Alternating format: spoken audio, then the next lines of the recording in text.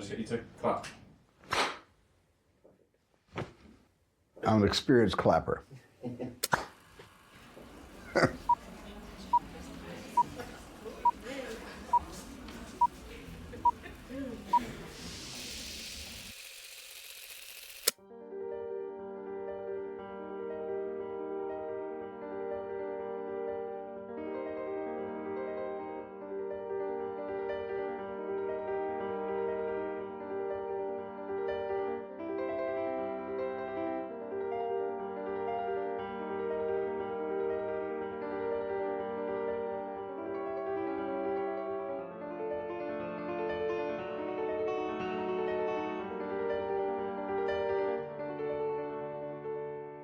It feels like I'm overstating it when I say that Steven Spielberg is American cinema. He's somebody that everybody knows the name of and everybody's seen one of his films in the world, and that's quite an achievement. He's unparalleled in his ability to get people in the cinema, and that's been over 5 decades. His movies have impacted, shaped, or just found their ways into almost everyone's lives.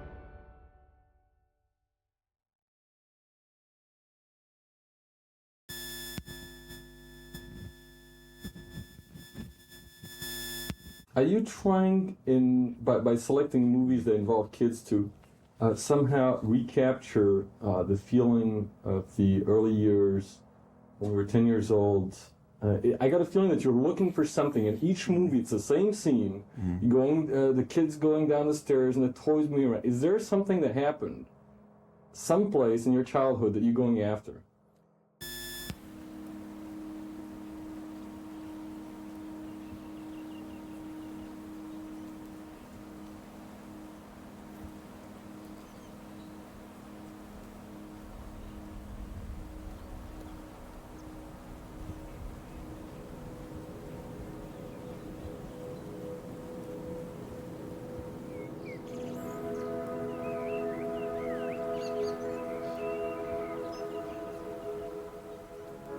My parents never bought me enough toys. They always gave me something, but not enough. And I think I'm making up for lost time. I put toys in my movies. I have kids who are spoiled. I was sort of spoiled when I was growing up. And at the same time, I think all of the kids in my movie are real level-headed. They're normal people. They're not extraordinary people. And that's very important to me because I grew up in suburbia in Arizona, very normal lifestyle. I think he felt isolated a little bit in Arizona with his parents who were having a tempestuous marriage. He felt not part of a gang at school and felt a bit of a loner. He wasn't somebody who was a jock or a sports boy. He wasn't somebody who had a huge following within the school, and he felt a little bit isolated. His father helped create the first data processing machine, and his mother was this concert pianist who also ran a restaurant. And she was very creative, he was very analytical, and Spielberg was sort of trapped between his parents, didn't really connect with his father very much, but did with his mother. Did something special happen, or in the movies are you trying to compensate for a dull childhood? Well, my childhood was anything but dull. I had a mother who was a concert pianist. She had chamber music concerts in the living room.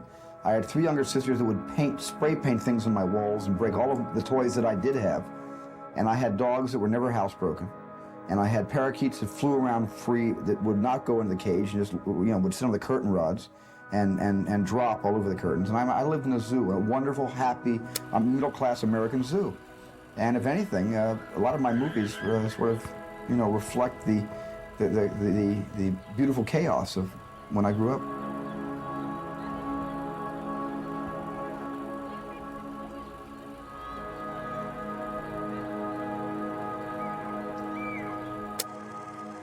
And it was his mother who really encouraged him to start filming with a little camera in his backyard.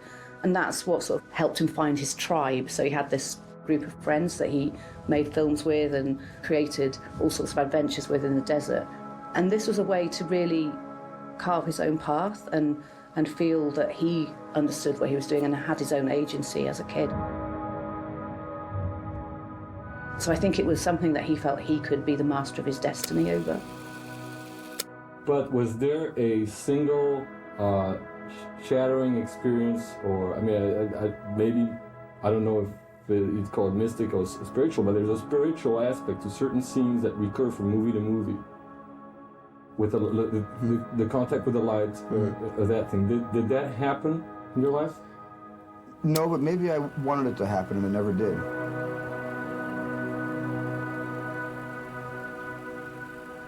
And maybe because I want things like that to happen, I want to go on a UFO. I want my best friend to be an extraterrestrial from 3 million light years away. You know, I'd like to go on a shark hunt. I make movies about things I want to be, not things that I am, not things that I've been, but things that I desire.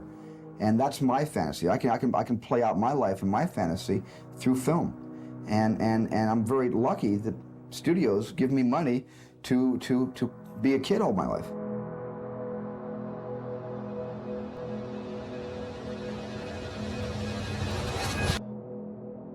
Spielberg just had an affinity with films from a very, very young age and was watching very grown-up movies from that age. I mean, he was very typical, I think, of a young person growing up in 50s, 60s America, for whom movies really were a definition in many ways of American life. And the tall palm trees are the colorful setting of what is known as the home of movie stars. It's just a short drive to any of the studios and to swank Wilshire Boulevard with the fashionable shops, equal or better those of any place else in the world. It all started from an original Spanish land grant to Maria Rita Valdez in 1887. And in the Hollywood film has often been described and called, you know, the great American art form. And there's a good reason for that in many ways, because many people see American life imprinted on the movies. You know, that's really where they take their influence from, where they take ideology and values from. As a city which is in the confines of Greater Los Angeles, it was founded in 1906 and incorporated in 1914, just before the newborn movie industry made Hollywood a pretty famous place. Immortals like Douglas Fairbanks, Mary Pickford, John Barrymore, and Harold Lloyd were its early citizens, and succeeding generations of stars have made this their home. The city has grown to tall buildings and elegant hotels, the epitome of wealth and style, and it's all confined in an area just a little bit over 5.5 square miles. The big attraction for visitors are the movie star homes, and although we can't give addresses, Hollywood Backstage can show you some of the homes in their very picturesque settings. He grew up on the films coming out of the 40s and 50s of classic American directors, John Ford, Howard Hawks, I guess most particularly Alfred Hitchcock. And you can see in Spielberg's movies the influence of those kind of classic directors. Ford, a Western director, Howard Hawks, comedy, screwball.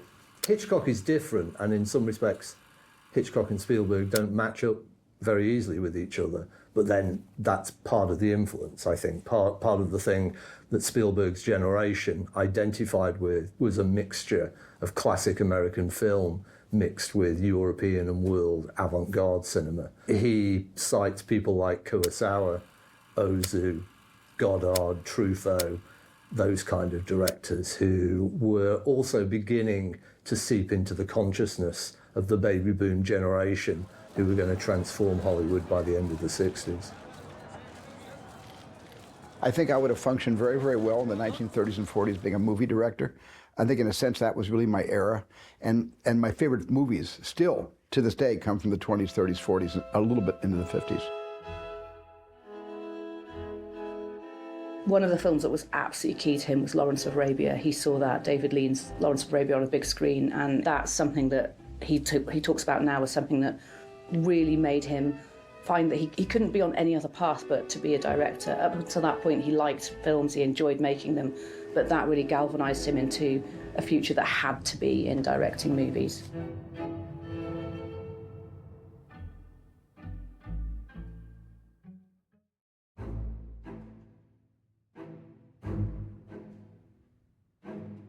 Steven Spielberg came to Los Angeles fairly early in life and very quickly just got immersed within movie culture.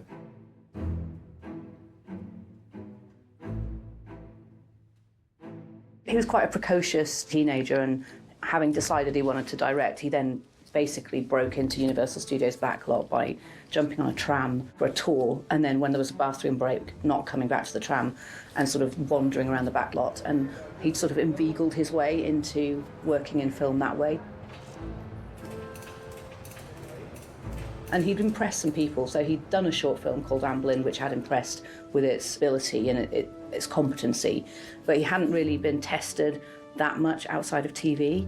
Even though he'd been directing, Joan Crawford at the age of 20 on TV shows, he hadn't been tested in a big film. So Jaws was his sort of opportunity to show what he could do with a budget and with a big screen. So it was a real make or break for him. If it didn't work, then maybe he wouldn't get another opportunity, but if it did, then maybe it would take him where he wanted to go, where his heroes were making films as well.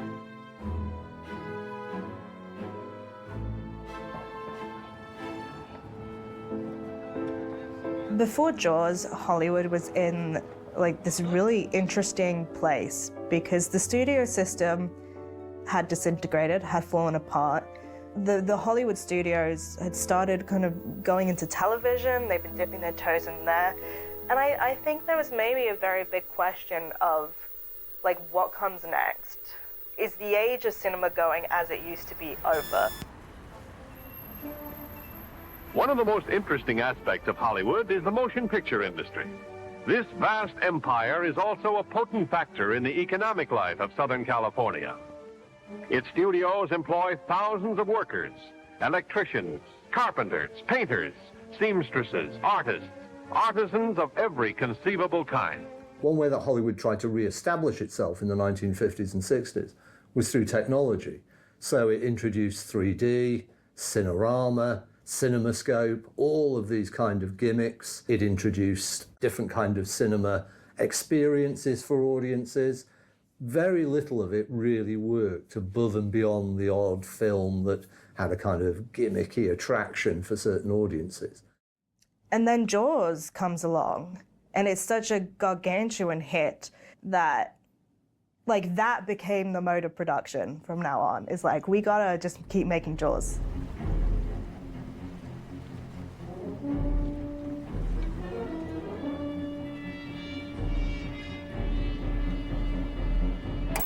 Obviously not just Jaws, but we got to replicate that success every single time now until I think today we're still probably trying to make Jaws again. That shark was a complete prima donna and just would not come out of its dressing room. Its dressing room happened to be the Atlantic Ocean, but we could not get the shark to make an appearance. And I think in a sense, because the shark didn't show up, the shark's a no-show saved the movie. And it would have been a very different film had the shark worked. It would have been a sort of creature feature, which probably would have been as effective because it's Spielberg and he's very good, but he had to innovate on that shoot and operate from a place of panic. I just went ahead and made the movie anyway, using the ocean as the nemesis, or at least as the threat. And I think it cranked up the suspense a lot more than had we originally, the way it was in the screenplay, had the shark showing up in every sequence. I just couldn't imagine how they were going to put that thing together and make it work. And what I didn't count on was that Steven was going to replace this stupid-looking shark with his own imagination.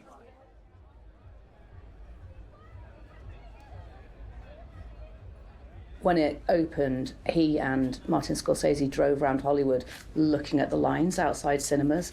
People couldn't believe that people would queue up round the block to see a film and to see it repeat times, a number of times. People would see it and then go and see it again. So it became known as a blockbuster, and it really heralded not only the arrival of a big blockbuster movie, an event movie, which is what Spielberg's well known for, but also was part of this young guns group of filmmakers who were taking over Hollywood. The turning point in my career was Jaws. And it was a turning point because I was a director for hire before Jaws, and after Jaws, it was such a big hit. I could do any movie I wanted, and Hollywood just wrote me a check. you know. And I wanted to do this crazy movie about flying saucers, and nobody wanted to make it before Jaws. And I tried to get people to make this crazy movie about flying saucers. Kept saying, oh, this big mothership comes down at the end, you're going to love it. And this guy goes off and climbs into the mothership, and people thought I was crazy. And they wouldn't give me the time of day. The second Jaws was a hit. Everybody said, what about that mothership movie you had? What about that flying saucer movie? You still want to make that? So, I mean, Jaws really was the turning point.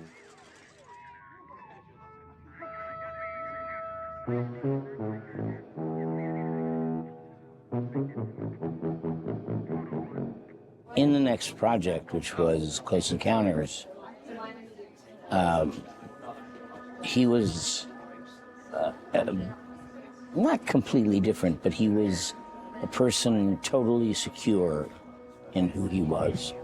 And there was already a kind of legendary fear that don't cross Stephen and don't disappoint him, because he never raised his voice ever. But if you disappointed him, you got a look. You didn't want to get that look twice. You can definitely see what Spielberg has always been concerned with, and partially it's families and it's unification, and it's like taking things that are broken and putting them back together. And also another part of it is, I think, finding light in darkness. You know, we're coming out of an era of the 50s of sort of, you know, space invaders that are evil with gamma rays and everything, and they're all going to kill you. And here's Spielberg with this what if? What if the heavens are a wonderment? What if it's benign that comes down? What if it's an opportunity to connect with other civilizations? And Close Encounters is about space, which was something he was interested in, having seen Kubrick's 2001. But it's mostly about a family disintegrating and a father drifting away from a family.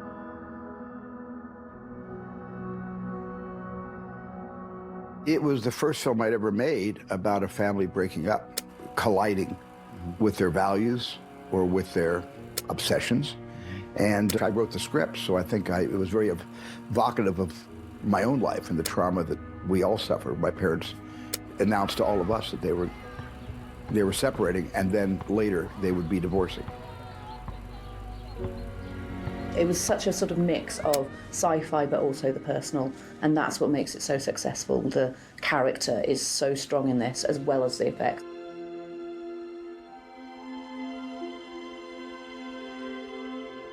Spielberg's talked about the fact that his films are therapy to him. He doesn't go to a therapist because he makes films.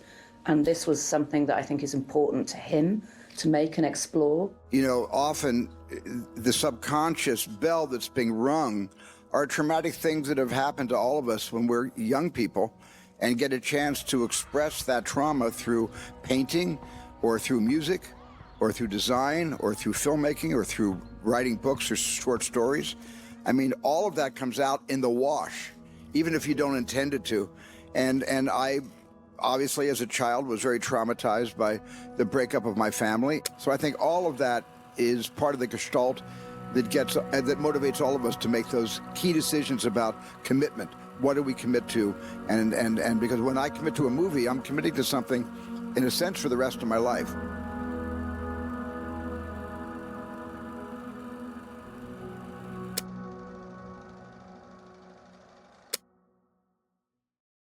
Between the two of you, you represent perhaps more fun and enjoyment in the films you've given the world than any other two directors we could name who are alive today.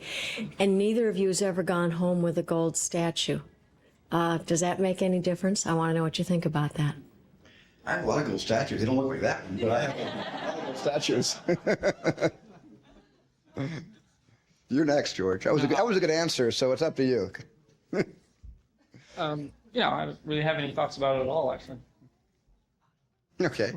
Okay, anybody else? After Close Encounters of the Third Kind in 1977, Spielberg had already had discussions with George Lucas about a big franchise film series that they wanted to do. And they didn't quite know how they wanted to kind of prepare this or make it at the time. but they had a central character who they thought was going to be an archaeologist, and they were thinking about the ways in which they could build a story around that. In the meantime, Spielberg had had this pet project that he wanted to develop, 1941, but it proved to be a disappointment commercially, and Spielberg moved on very quickly into what would become Lucas and Spielberg's story of the archaeologist Indiana Jones.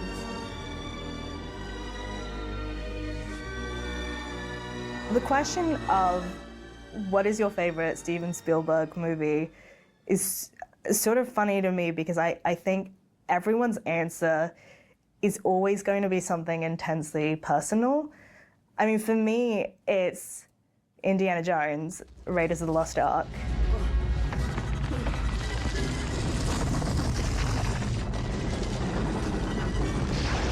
I think it's easy to talk about Spielberg replicating that old serial format and movies like The Treasures of Sierra Madre and bringing that sense of adventure back.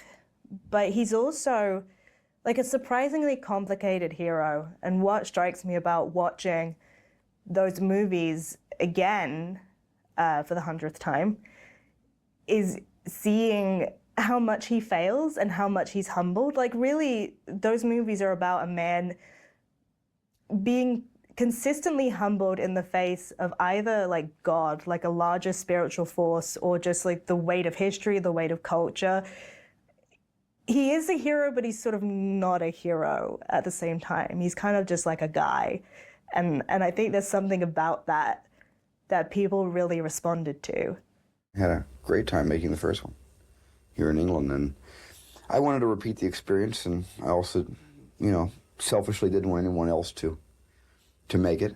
I figured if they were going to make another one, since I helped generate the ideas along with George Lucas in the first one, I felt that I had a responsibility to finish the series, and there will be a series of 3 Indiana Jones films, and I'll probably direct all 3 of them.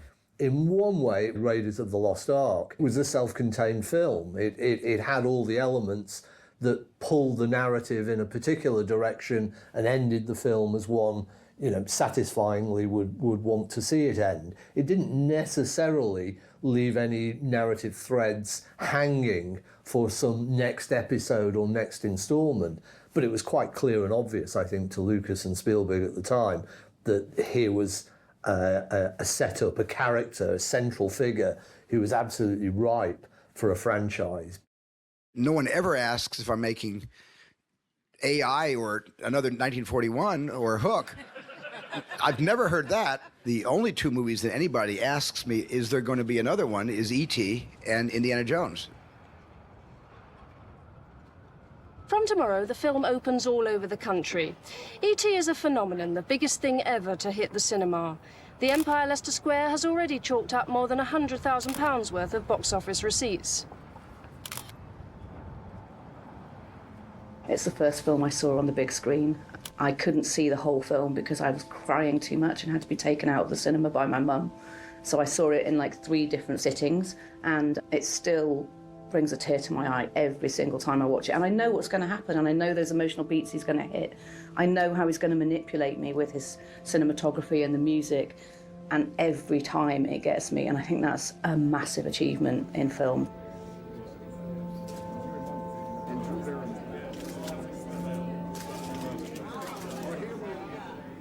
What's the story of E.T.? Well, it's kind of like a creature coming from space and losing its friends, and it gets lost, and it comes to our house, and Elliot takes it in, and then E.T. makes a mess out of it, and then he puts a blanket out, and then they start to get really good friends, and at the first E.T. starts copying him. The thing with E.T. is that it's actually an immensely personal film for Spielberg, because he was thinking back on when his parents divorced and the immense loneliness that he felt as a child, and just imagining what if somebody was there for me? What if I could have a companion to help me through that? And that's basically where E.T. popped up from. He's the comforting, guiding hand for any lost or confused child, which even, you know, for people who are not the children of divorce, who haven't gone through that experience, I think everyone has had some period in their childhood where they wished someone could just be like, it's okay.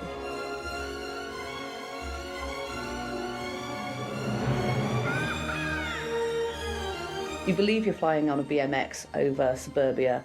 You believe that, you know, sci-fi aliens are possible in the back garden, and you believe in the heart-wrenching emotional stakes that Elliot, the lead character, has to deal with during this film. I believe in you all my life. Every day. Henry Thomas is just so incredible. And that's because he's a good actor, but it's because he's been cast brilliantly, but he's been directed really well. And Spielberg has a real affinity for directing kids. Why did you choose to work with children in E.T.? Well, because I understand them better. I'm closer to children. I am a child. I love kids. And I've worked with adults all my life. I wanted to change of pace. See you really hug. That's perfect, Henry. I love that. With your chin resting on E.T. And if you want to, you can look up with your eyes. Okay? Yeah, but you'll be crying, and you can be just looking over at your mom. See where your mom is over there? That's the place to look. Not too far there, Henry. It was very rewarding because it was like having children of my own. I suddenly felt like the father of 8 kids. Yet you don't have any. I don't have 8 kids, which is nice because I'd rather work with them on camera than work with them at home. How did Steven talk to you when he was trying to make you act in the movie? Well, if I was supposed to laugh, he'd tell jokes or make faces, do practically anything that was funny. Sometimes he'd tickle me and I'd spill my lunch. Well, they put the machine on his chest and they're going to give him a shock to try to make him come back. And when they give him the shock, it's very loud and it makes you jump and cry even more. The kids believed that that was real over a period of time. If you imagine that you spend weeks on a film set, filming in order and learning about that alien and it responding to you, and then seeing it all pathetic in a river, or, you know, having all of the medical equipment around it, their reactions are so visceral, so real, you totally believe them, and you react with them. So when they cry, you cry. And they're putting on his chest now, and he presses the button, and it goes, POW! Okay, you want to identify with that? See, you wipe your doll's face too. And when they laugh, because amazingly he's appeared back, he's returned. The Christ metaphor is huge in this film, but nonetheless it's something that we all believe in, and we want that to be true. We want E.T. to be real. What's E.T. like? What kind of guy is he? He's cute. I think I liked him. I really loved him. He was so cute. I liked his big eyeballs. Spielberg created characters. He created a whole world on screen that people wanted to be a part of and wanted to kind of immerse themselves in. So yeah, absolutely. You create a kind of fluffy, furry, alien-type creature that isn't threatening, but in actual fact is part and parcel of the family. And suddenly you have a whole merchandising regime that could go on ad infinitum. Manufacturers gambling on its appeal have poured millions into everything from board games to T-shirts and cuddly toys. There are even breakfast cereals and green E.T. biscuits. All of it has to be approved by the creator of E.T., Steven Spielberg. It's an obsession to maintain a standard of quality. So the little child who has an E.T. doll is going to love that doll, and that doll will best represent all of our efforts into the movie E.T., and not be something totally different in look or in feel. One of the major components and elements in his sort of power relations with Hollywood.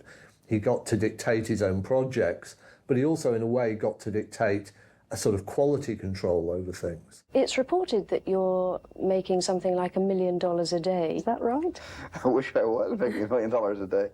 No, that's a rumor started actually by People magazine of all places, way back in July, and I guess they just decided to make that up and print it. I don't think when all is said and divided, I don't think even the major studio makes $1 million a day of clean profit. It would have been very easy for him to initiate a franchise for E.T. We'd have had E.T. 2, 3, 4, whatever, and he didn't do that. And he didn't do it because he understood where that worked and it didn't work.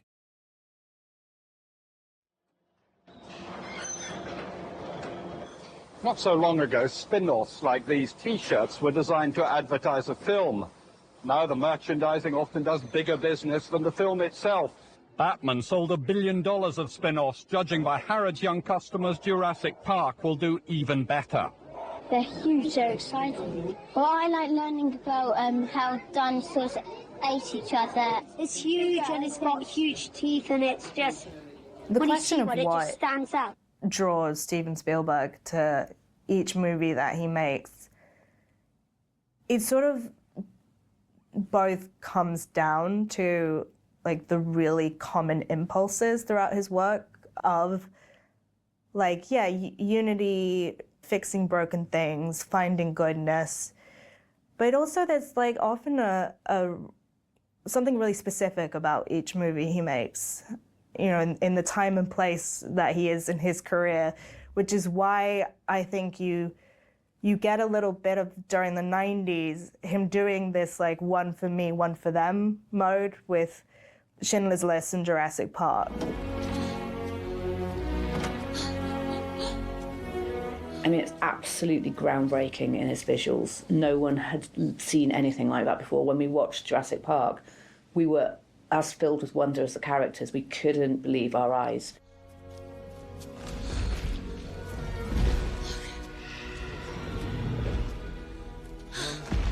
It's a dinosaur. Jurassic Park, in a way, was sort of the let's make Jaws again that Hollywood was looking for.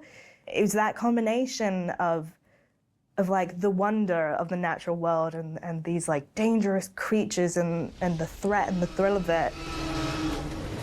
But also these very kind of intelligent, competent characters trying to deal with this issue, which I think is something we don't always see in these grand action spectacles.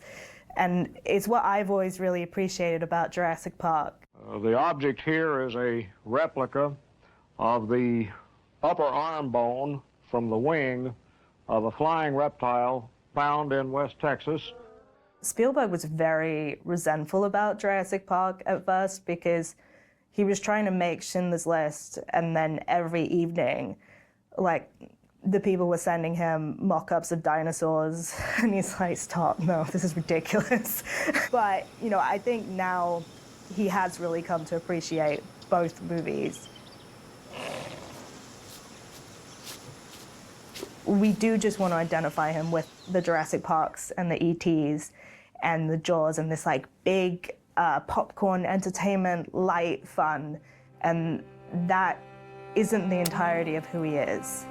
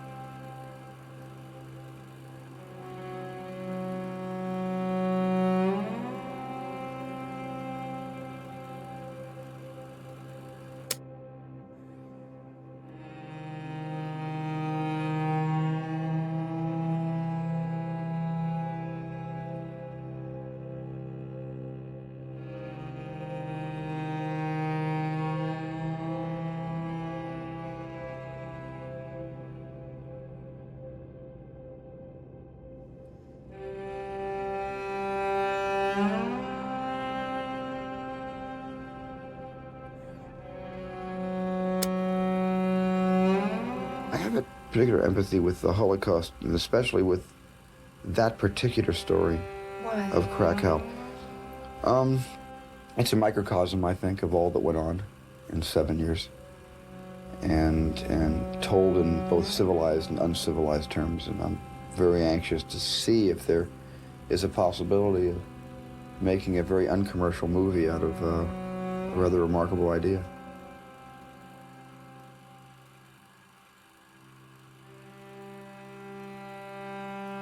Is there a personal link for you there? I think there is, being a Jew and Affected having in a lost memory. relatives in the concentration camps. And when can we hope to see that? A couple of years. Spielberg has, talked a little bit about his experiences growing up, often being the only Jewish family in the neighborhoods that he lived in, and either feeling really isolated by that or actually just experiencing bigotry. And there's a feeling of when he talks about Schindler's List that he hadn't really processed that fully until he got to this movie. Schindler's List was something I thought would never happen. It came into my life 11 years ago, and it just sort of went through the 80s as I was still, making Indiana Jones films. Schindler's List was always there waiting for me. I wasn't ready for it. It was ready for me. And then something happened later in the 80s after I had some kids, and I took some responsibility for my work as a filmmaker, not just to make the studios happy, but to do something, I think, for myself and for others on a non-commercial consideration. So I think this was just something that had to happen, later than earlier. I don't think if I had made this picture 11 years ago, it would have been the same picture. He didn't want to make it at first because I think he was kind of overwhelmed by the weight of it and the subject, and he was trying to pass it off to Scorsese. He was trying to pass it off to all these other filmmakers. Well, I was feeling very guilty that I wasn't feeling ready to do this story, and I didn't want to just wallow throughout the 80s. And so there were several directors. Marty was one of them. There were several directors who I approached, and all of them were wonderful. All of them said, no, this is your project. You have to do this. And I think that's why Schindler's List has such a force of sincerity behind it, because he was making the movie for himself.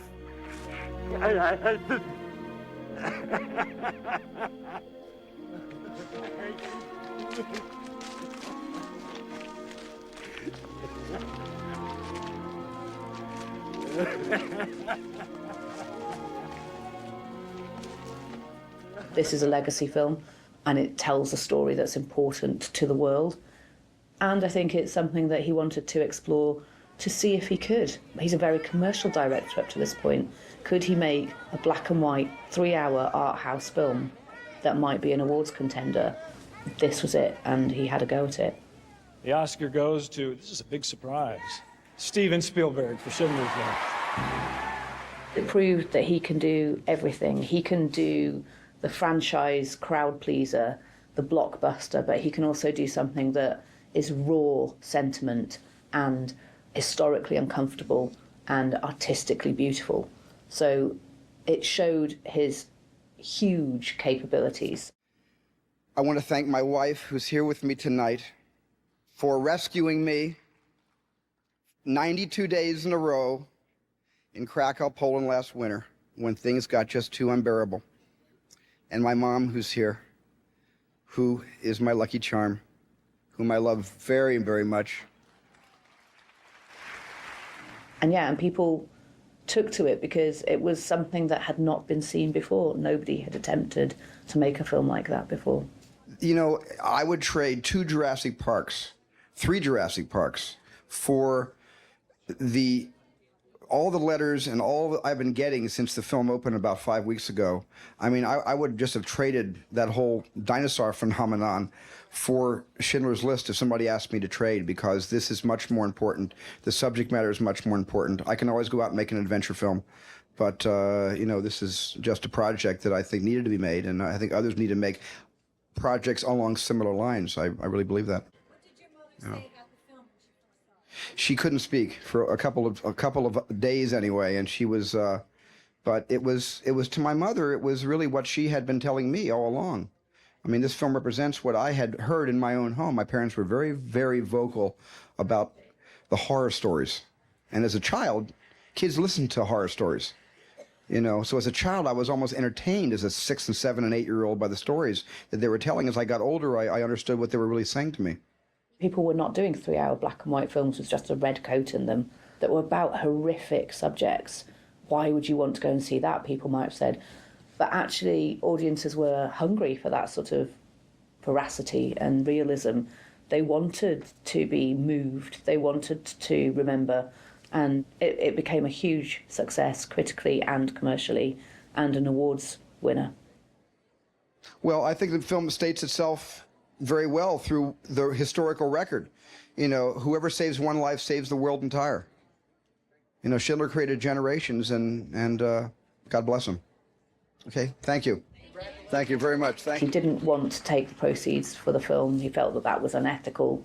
So he created the Shoah Foundation. Well, you know, I started the Shoah Foundation in 1994 as a way to get Holocaust survivors who were willing to talk about what happened to them to be witnesses to the history that befell them, to create a generation of young people through education or through the resources of education that would refuse to be bystanders.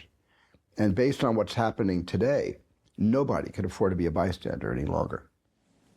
You know, in his interest in legacy and leaving a legacy, I think that's something that's very important to him, that the Shoah Foundation is one of those things that he will leave behind.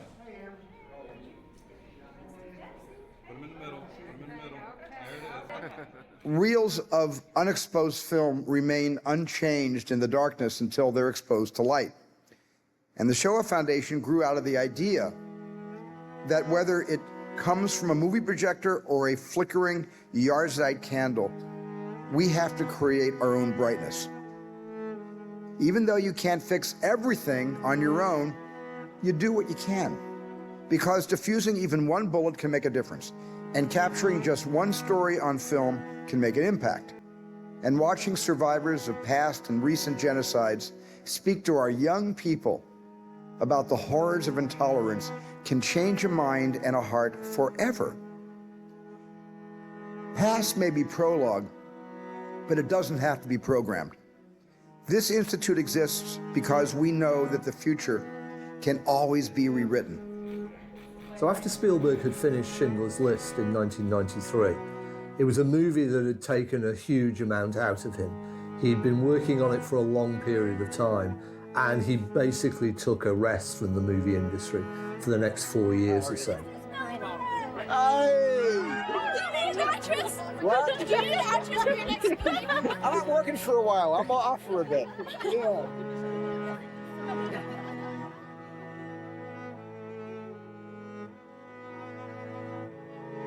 He was unsure about what he wanted to do next. He didn't know how he was going to follow up a movie as intense and as personal and as tragic in many ways as Schindler's List was.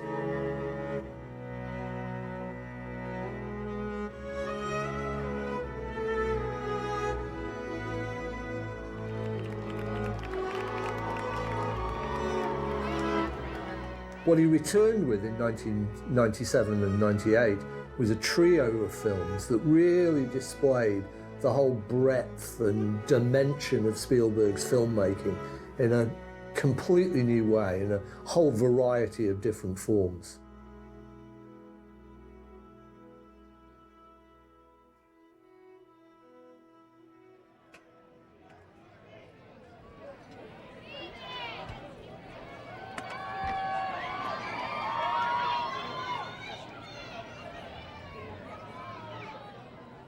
Jaws, E.T., Jurassic Park, Schindler's List, Lincoln. I mean, one could go on, but the diversity of what you've made, where do you get the diversity from? How can you be so lateral an operator?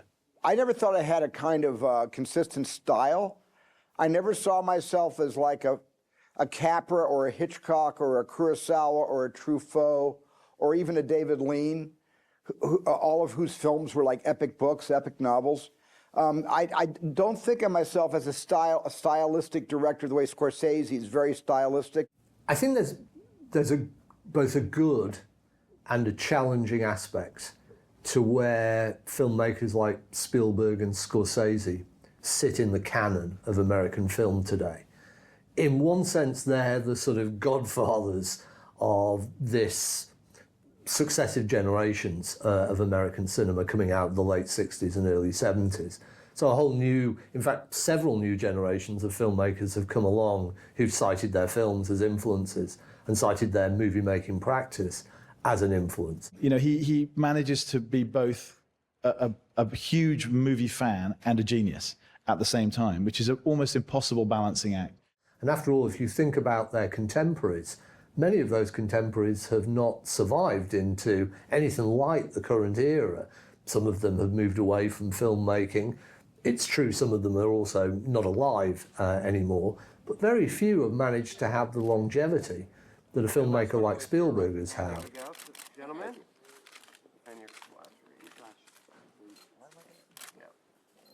He's constantly exploring and watching what other people are doing and being inspired by it. He's nurtured a lot of new talent himself as an exec producer. He's on numerous boards for numerous companies.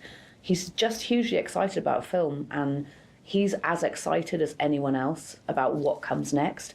And I think his career and his filmography shows that sort of appetite for exploration. I've always thought of myself more like Michael Curtiz or Victor Fleming, those kind of workhorse, eclectic directors of the 1930s and 40s that were just interested in everything equally. And I've always felt that way about myself. I have so many crazy dissimilar interests. And I think that's why my films aren't kind of from the same mold every time. How are you? Good. He stayed relevant by pulling in a new generation of filmmakers as well, I think, to his films.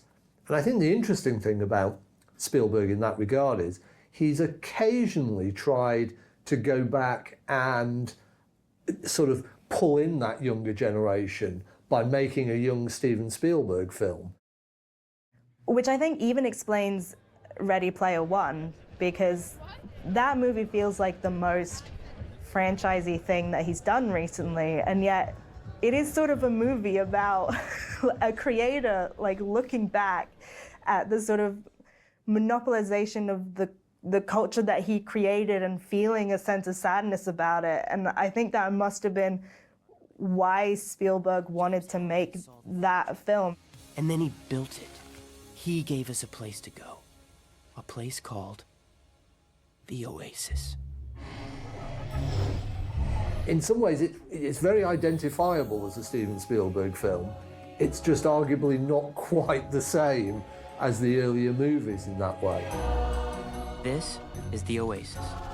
It's a place where the limits of reality are your own imagination. And in some respects, actually, it's his more grown-up films. It's his more serious grown-up films that actually people still find a certain resonance and a certain attraction to, I think, in many ways, and with good purpose, because Spielberg is working at a kind of level as a much more experienced filmmaker now, as somebody who has done it all and seen it all. Do you still feel the same fire in the belly? Yeah. Yeah, the fire hasn't gone out. The fire's actually intensified because in a sense, you know, I don't feel like I have to prove anything. So in a way, that doesn't mean I'm making pictures for anyone other than, you know, whatever intuition happens to be visited me on a Tuesday, let's say, when I get an idea, when I read something that inspires me. So I think that I have actually more ambition now than I had when I was actually younger. Don't know why that is. I wonder partially whether the diversity of what Spielberg's been making has almost been his response to the industry, because everything is sort of the monster that he accidentally created making Jaws, right? We are living in the era of franchise filmmaking where you go to the cinema and it's the same 3 movies being made over and over and over again. And, you know, Spielberg has gone, well, okay, I'm gonna make a classic golden age musical. Like I'm going to make these really thoughtful sci-fis. I'm gonna make a movie about my own childhood. Like it just feels like it's him reacting to the industry, but in a very reflective way. To your right, guys. Are you doing the line? Look around to your left there. Right ahead. When it came time for me to sit down with Tony Kushner to explore the possibilities of a story that became The Fabelmans, I realized for the first time that I couldn't take cover behind a mothership or a T-Rex or a big mechanical shark that never worked. But The Fabelmans was like moving back in with my parents and my sisters. I swear to you. Maybe he's moved on. On from what? He hasn't picked up his camera once since we got here. He'll be going to college in September. Maybe his feelings about it have changed. He's growing up. I'm enthusiastic about that. I would walk into the set of the house that Rick Carter designed, exactly the spitting image of the house I grew up in Phoenix, Arizona. Everything in my bedroom from those years wound up in the bedroom of Rick's set. And it is a wicked weird experience to come home from home every single day. When they say you can't go home again, oh no, that's wrong. We could all go home. And I went home every single day to tell this story. It'll be our secret movie, just yours and mine. Okay? Okay. How hard is it to play a character that is inspired by the mother of the man who is directing you? Honestly, it's kind of a joy and an honor. That moment that you get this call that Steven Spielberg wants to work with you, it's stunning and sort of terrifying. And then as soon as you engage on it and as soon as you start to spend time with him, it just becomes like a joy, honestly. He's so tapped into childhood, which is really, I think, one of the things that you see with the film is like it's this celebration ultimately of the way that he was raised and this very fertile, imaginative ground of his childhood. And so when you're working on that together, that's the spirit that everything is kind of growing in. She would always say, when are you going to tell our story? My mom used to say, I've given you so much good material. When are you going to use that material? And during the pandemic, that was one of the things that crossed my mind. And I think the pandemic so scared me, the fear of, in the early stages of the pandemic, at the beginning of 2020, in April, when we all sort of went inside, didn't come out for a long time, I started thinking about mortality and aging. And I started thinking about the fact, in a way, the fear I felt about the pandemic gave me the courage to tell my personal story. And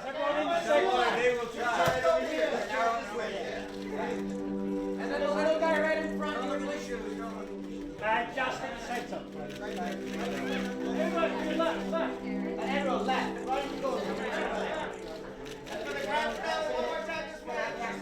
The Fabelmans was really well received critically. People loved it, but nobody really went to see it. It was, for Spielberg, a commercial failure.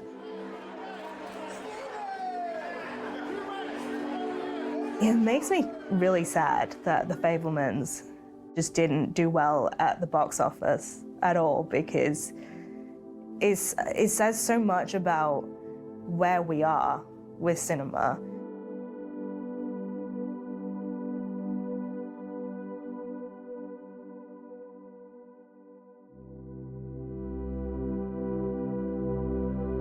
And Spielberg himself has actually talked about this idea that we are going to get to a point where the kind of franchise bubble bursts and everything that we have at the moment is going to collapse in on itself. And that will be the opportunity for something new to arise. And I really hope that when that happens, we will get the next Spielberg creating something that feels totally new. Is that what you're trying to achieve? Just shake people up and blow their minds away as they come out and say, what was that? Is that the effect that you're trying to accomplish? Well, I'd like people to certainly have a reaction to a movie, whether it's just a small cry or whether it's, sweating through your cashmere, or sweating through your corduroys. I like taking people into a dark theater with 1,000 strangers and giving them an experience that they'll never forget. It always seems to me that movie making is about building a community and trying to find the universal in the particular, the threads that unite us, and the threads that make us recognizable to each other. And when people see themselves in these characters, that is the greatest reward for me.